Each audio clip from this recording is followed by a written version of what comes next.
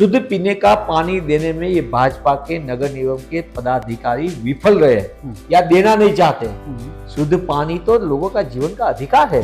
इधर का किसान भी बड़े पैमाने पे कर्जे में है। 1 लाख करोड़ तक का कर्जा गुजरात के किसानों पे है। ये लोकसभा की पटल का अंक दे रहा हूँ। हर परीक्षा में बड़े पैमाने पे पेपर लीक हुआ है और ये जिम्मेदारी के साथ इसलिए कर रहा हूँ, गुजरातियों को न्याय दिलाने के लिए, इसका हक और अधिकार के लिए कांग्रेस के कार्यकर्ता घर घर जाएंगे, जनसंपर्क रखेंगे और 2027 में गुजरात में कांग्रेस की सरकार बने, जनता की सरकार बने, जहाँ लोगों की बात सुनी जाए, चाहे किसान की हो, नौजवानों की हो, शिक्षा का अधिकार की बात, हर चीज के लिए हम काम करते हैं।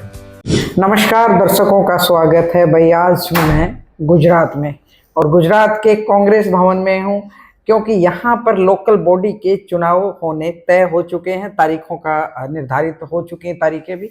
और कांग्रेस है ना गुजरात में लंबे टाइम से सूखी है और इस बात को लेकर कांग्रेस, लेकिन पिछले कई लंबे टाइम से जो पार्टी के बड़े नेता हैं राहुल गांधी पूरे एक्टिव मूड में हैं और इस बार ये लोकल बॉडी के चुनाव को लेकर भी इसी तरह की तैयारी की है कांग्रेस ने। जैसे भारतीय जनता पार्टी बिल्कुल लोकल बॉडी के चुनाव ही नहीं, सरपंच में भी पूरी तैयारी कर देती। हमारे तो सरपंच ही बड़े चौधरी माने जाते हैं। तो मैंने सोचा आज मैं थोड़ा सा इसके बारे में जानने की कोशिश करूं। हमारे साथ मीडिया इंचार्ज है कांग्रेस के, तो सर आपका स्वागत है। धन्यवाद जी सर, जैसे लोकल बॉडी के चुनाव में किस तरह की तैयारी हो चुकी है आपकी? गुजरात में स्थानीय नगर निगम की, स्थानीय एकम में जिला परिषद की, तालुका परिषद की चुनाव का घोषित हो चुका है। ठीक है।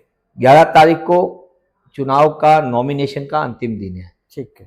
जिस तरीके से पूरे गुजरात में लंबे समय से हमने गुजरात के जनसंपर्क अभियान चलाया, लोगों के बीच में हमारे कांग्रेस के लीडर्स गए, सब मिलने गए, सबसे बात किया जी। एक तरफ भाजपा का 30 साल का है झूठ का प्रचार, लोगों को परेशानी, किसान परेशान है, जैसे हरियाणा में किसान परेशान है, इधर भी परेशान है, वहां भी लोगों को मिनिमम सपोर्ट प्राइस का बड़ा प्रश्न रहता है, इधर भी किसान का है। इधर का किसान भी बड़े पैमाने पे कर्जे में है। 1 लाख करोड़ तक का कर्जा गुजरात के किसानों पे है। ये लोकसभा की पटल का अंक दे रहा हूँ। गुजरात में सबसे बड़ी समस्या में एक किसान है, दूसरा है जो महानगरों की, जहां तक बात किया, जो कॉरपोरेशन के चुनाव है 15, वहां सबसे बड़ा दिक्कत है ट्रैफिक की समस्या है, शुद्ध हवा की समस्या है। स्मार्ट सिटी अहमदाबाद जैसा मेगा सिटी की हम जो बड़ी बड़ी बात करते थे, जहां से नरेंद्र मोदी ने एक अपना जनप्रतिनिधित्व रखा था विधानसभा में मणिनगर से, इस क्षेत्र में आज 24% लोगों को शुद्ध पीने का पानी नहीं मिल रहा है। अब सोचिए, शुद्ध पीने का पानी देने में ये भाजपा के नगर निगम के पदाधिकारी विफल रहे हैं या देना नहीं चाहते। शुद्ध पानी तो लोगों का जीवन का अधिकार है और ये नहीं मिल रहा है। और ये मेरा अंक नहीं है, विधानसभा का पटल का अंक है। गुजरात में जो विकास का मॉडल की बड़ी बड़ी बात भाजपा करती है, हकीकत में ये भ्रष्टाचार का मॉडल है। भ्रष्टाचार का मॉडल इसलिए कह रहा हूं मैं, 3 चीज आपके सामने रखता हूं, फिर आपका और प्रश्न पूछ लीजिए मुझे। 3 चीज है सबसे बड़ी, हर चीज में भ्रष्टाचार। आपको जाति का प्रमाण पत्र चाहिए, पैसा देना पड़ेगा। आपको आय का प्रमाण पत्र चाहिए, इनकम सर्टिफिकेट देना पड़ेगा। जन्म मरण के दाखिले के लिए भी, सर्टिफिकेट के लिए पैसा देना पड़ेगा। किसान का घर का एक में से दूसरे अलग होते हैं तो इसका नोंद कराने के लिए, रजिस्ट्रेशन कराने के लिए पैसा देना पड़ेगा। हर क्षेत्र में पैसा पैसा पैसा, पैसा दो काम कराओ। ये भाजपा ने पूरे भ्रष्ट किया। इस सरकार में भ्रष्टाचार नहीं है, मैं जिम्मेदारी से कह रहा हूँ। भाजपा की सरकार में भ्रष्टाचार नहीं है, पर भ्रष्टाचार में पूरी सरकार है। तो इसकी वजह से आज गुजरात के नौजवान परेशान है, क्योंकि बार बार पेपर लीक होता है, जैसे हरियाणा में होता है आपका, यहाँ का पब्लिक सर्विस कमीशन का आपका बार बार आता है। हरियाणा की खबर भी हमारे देखते हैं।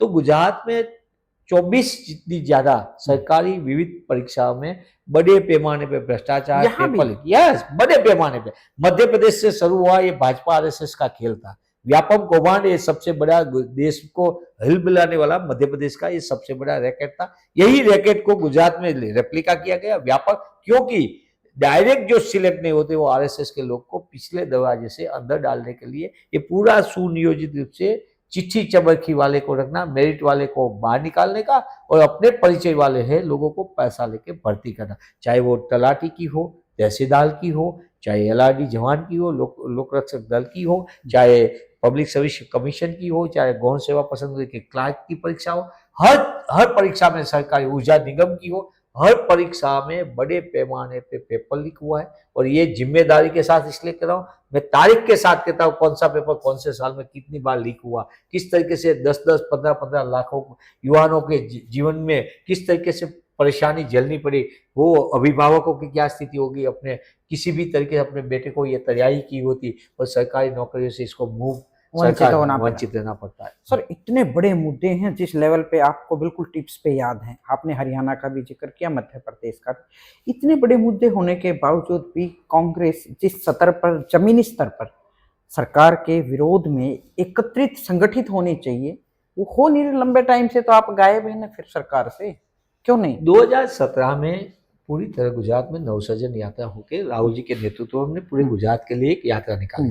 2017 का नतीजा आप देख सकते हैं विधानसभा का, कांग्रेस सत्ता के बहुत नजदीक पहुंची। हाँ, थोड़ी हमारी गलती हुई थी, हम सत्ता नहीं पाए, पर 78+2 मतलब 80 विधायकों, हम 2 इंडिपेंडेंट आए थे, 78 कांग्रेस का, तो 80 विधायक तक हम पहुंच गए। हम 15 से 20 MLA की हमारी गलती की वजह से, हमने उम्मीदवार चयन में कहीं गलती की, हमने जो कैंपेन में फोर्स लगाना तो वहां नहीं लगा पाए सेकंड पेज में, और गलती की, इसकी वजह से हम सत्ता से दूर। बाकी लोगों ने मन बना लिया था गांधी सरकार के गुजरात में, लोग चाहते थे कांग्रेस फिर से एक बार सत्ता में आए, और कांग्रेस के सत्ता में आने से किसान को न्याय मिलेगा, युवाओं को रोजगार मिलेगा, महिलाओं के लिए व्यवस्था होगी अच्छी तरह, और पूरे गुजरात का संतुलित विकास होगा। ये भरोसा फिर से लोगों के मन में बन गया था, और राहुल जी के नेतृत्व, राहुल जी ने लोगों से सीधा संवाद किया, लोगों को मिले, लोगों की समस्या क्या है, राहुल जी ने सीधा सटीक करके इस बात को लोगों के बीच में, और राहुल जी का जो कॉल था, राहुल जी की जो बात करने का तरीका था,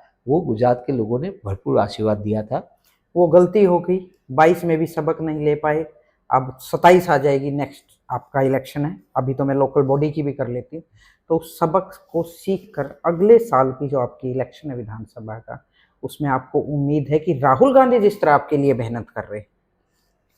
निश्चित तौर पर आपने बहुत अच्छा प्रश्न किया कि 2017 में इतना अच्छा नतीजा था, तो आप इसमें आगे क्यों नहीं बढ़े। 2022 का नतीजा हमारे सबके लिए, गुजरात कांग्रेस के इतिहास में सबसे कम सीटें 2022 में आई, और इसके लिए हमारे पूरी व्यवस्था को, हमारी पूरी पार्टी में, खास करके कार्यकर्ताओं के मन में बड़े पैमाने पे हमारे पे निराशा आई, हताशा आई, क्योंकि नतीजा हमारे लिए बहुत विपरीत था। गांव से लेकर गांधीनगर तक, शहर से लेकर सचिवालय तक के पूरा भ्रष्टाचार है।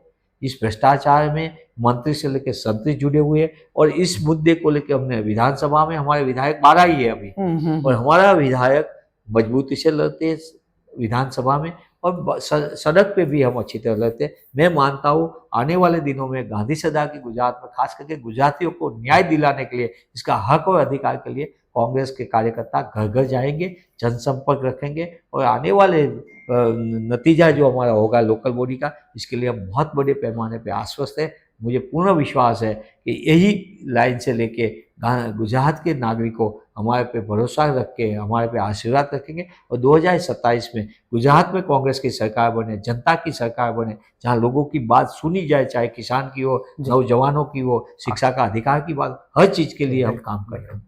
तो डॉक्टर मनीष दोशी का बहुत बहुत शुक्रिया। तो भाई ये ट्रेलर देखते हैं कितना कामयाब होता। अगर ट्रेलर में इनकी पिक्चर सही आ गई तो शायद विधानसभा के लिए भी ये थोड़ा सा और ज़्यादा बेहतर तरीके से काम कर सकते हैं।